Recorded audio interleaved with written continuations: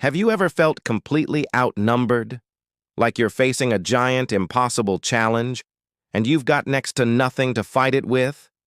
If you've been there, or if you're there right now, then the story of Gideon is for you. It's a powerful reminder that with God, the odds don't matter. Let's set the scene. Israel is being terrorized by the Midianites. For 7 years, every time the Israelites plant their crops, the Midianites sweep in like a plague of locusts, destroying everything. The people are hiding in caves, they're impoverished, and they're desperate. In their desperation, they finally cry out to God. And who does God choose to save them? Not a mighty king or a famous warrior. He chooses Gideon, a man from the weakest clan who calls himself the least in his family. When the angel of the Lord appears to him, Gideon is secretly threshing wheat in a winepress to hide it from the enemy. He's scared, and he's full of doubt. He even asks God, "How can I save Israel? My clan is the weakest, and I am the least in my family." Doesn't that sound familiar? How often do we look at our own weaknesses, our own leastness, and think, how could God possibly use me? But God's response to Gideon is the same response he gives to us. I will be with you. That's the game changer. It's not about our strength, it's about his presence. So Gideon gathers an army. A respectable 32,000 men show up, ready to fight. But then, God does something that makes no military sense. He tells Gideon, "You have too many men." God's about to teach a master class in divine strategy. He knows that if Israel wins with a huge army, they'll boast, "My own strength has saved me." God wants to make it crystal clear that this victory belongs to him alone. So, the first filter is applied. Gideon announces, "Anyone who trembles with fear may turn back." And just like that, 22,000 men, 2/3 of the army, pack up and leave. Now only 10,000 remain. Imagine Gideon's anxiety. He's now facing a massive Midianite army with a fraction of his original force. You think that's a small enough group, right? Wrong.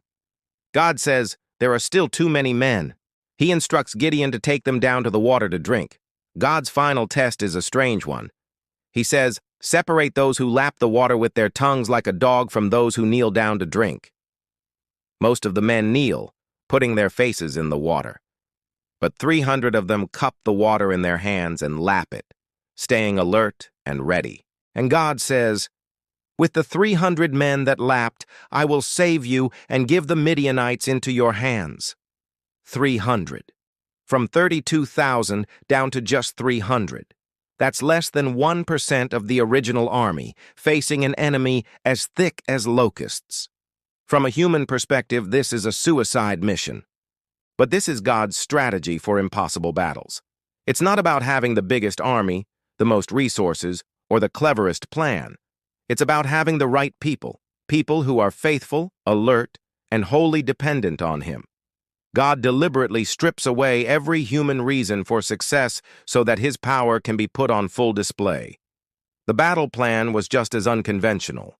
No swords, no shields.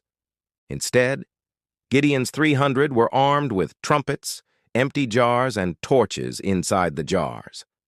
Under the cover of night, they surrounded the enemy camp, and on Gideon's signal, they all blew their trumpets, smashed their jars, and held up their torches, shouting, "A sword for the Lord and for Gideon!" The sudden noise and light from all directions threw the massive Midianite army into a panic. In their confusion, they turned on each other, and the entire army fled in terror.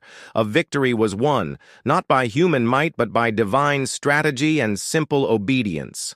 So, what's the takeaway for us? When you're facing your own impossible battle, whether it's in your finances, your health, your relationships, or your career, remember Gideon. God may be calling you to let go of what you think you need to win. He might be asking you to trust him, even when the plan seems illogical.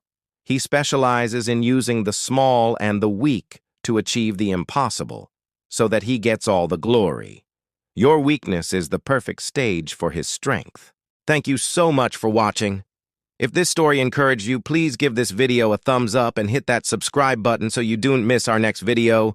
We'd love to have you as part of our community. God bless, and we'll see you next time.